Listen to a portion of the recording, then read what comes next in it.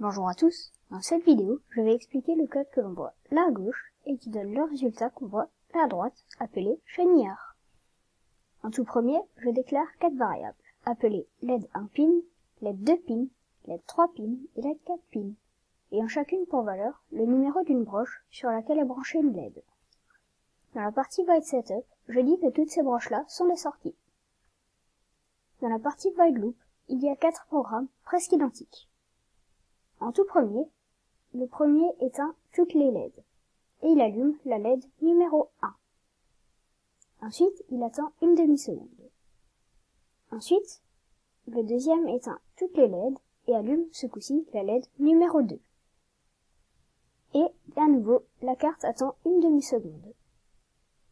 Ensuite, le programme éteint à nouveau toutes les LED, allume ce coup-ci la LED numéro 3, attend de nouveau une demi-seconde et fait à nouveau pareil pour la LED numéro 4. On voit ici un programme bien plus court, avec une boucle for. Pour cela, il faut rajouter la variable appelée i. Elle servira dans la partie void loop. Dans cette même partie, on aura les 4 paragraphes actionnant l'un après l'autre chacune des LED, mais dans une boucle for. Au début de cette boucle, i vaut 0. Si i est inférieur à 4, ce qui est évidemment le cas car je viens de dire que i vient de passer à 0, le programme exécutera la partie qui est entre ce crochet-là, cette accolade-là, et celle-là.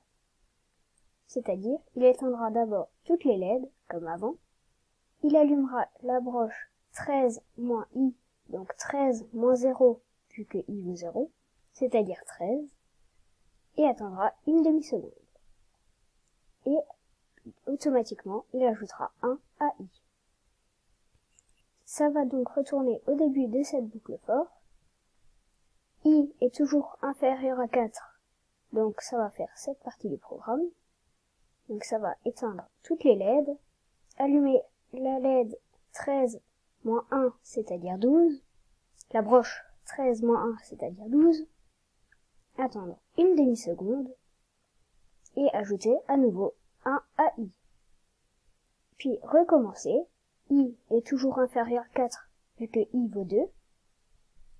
Ensuite, il éteindra toutes les LED, et allumera la broche 13 moins 2, donc 11, et attendra une demi-seconde.